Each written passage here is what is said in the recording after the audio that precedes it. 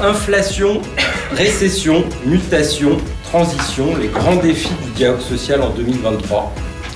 Alors on est d'accord pour dire que cela ferait sans doute un très mauvais titre de film, mais pour une table ronde dans une salle de cinéma et à Sciences Po, c'est déjà tout un programme. Bonjour à tous, donc on est très heureux de pouvoir restituer devant vous ce soir les résultats de cette 5e vague du baromètre Syndex que l'IFOP a réalisé, qui porte sur l'état un petit peu général du dialogue social et de la situation économique et sociale en France. Premier renseignement, mais il est important, c'est l'écart de perception sur la qualité du dialogue social dans l'entreprise. Est-ce que vous, dans l'entreprise, vous devez vous battre pour obtenir des informations sociales? La difficulté principale à laquelle sont confrontés les représentants du personnel, c'est cette dichotomie qu'il peut y avoir entre les prérogatives que leur octroie la loi et finalement la réalité du dialogue social et ce à quoi ils ont droit. L'enseignement que je retire, c'est vraiment la différence de perception du dialogue social par les représentants du personnel qui, eux, vont considérer qu'un bon dialogue social, c'est la proximité et le poids de la vie du CSE qui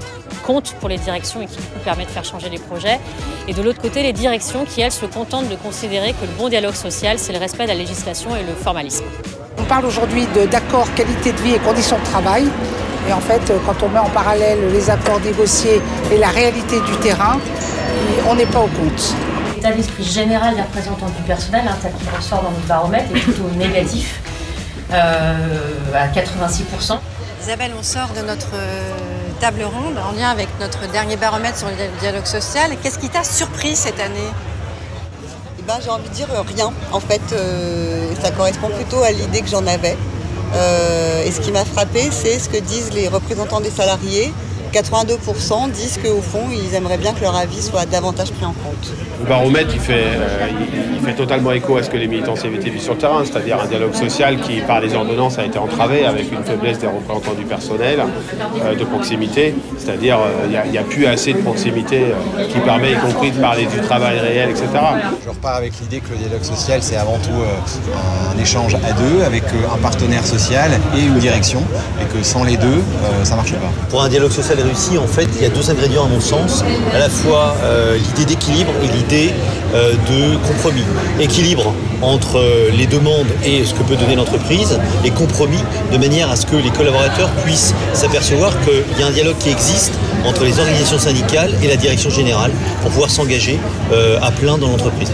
Moi, ce que j'ai appris, c'est que le dialogue social, c'est un subtil jeu d'équilibre qui est extrêmement fragile et qui est pourtant indispensable dans l'entreprise, et qu'une fois perdu, il est très difficile de le retrouver. Et toi ? Et moi, Syndex, ça m'aura permis de voir en application plus précisément, et ça m'aura permis de voir les enjeux vitaux d'une entreprise. Ce que j'ai appris sur le dialogue social, c'est qu'il y avait besoin tout d'abord de respect, d'écoute et surtout de bienveillance. La recherche du dialogue social s'impose comme la voie principale permettant le compromis entre le devoir de réparer et le pouvoir d'achat des salariés rongé par l'inflation. Le principal enjeu, ça sera de remettre le travail au centre des débats entre salariés, représentants du personnel et direction. Et qu'est-ce que ça veut dire? C'est débattre du travail, de l'organisation du travail, des conditions de travail et puis des possibilités vraiment pour les salariés de réaliser un travail bien fait, gratifiant et dont on peut être fier. Écoutez, il faut qu'on rende l'antenne, comme on dit à la radio, parce que là, on doit rendre la salle. Merci beaucoup à vous tous d'avoir participé. Merci à vous et très bonne soirée.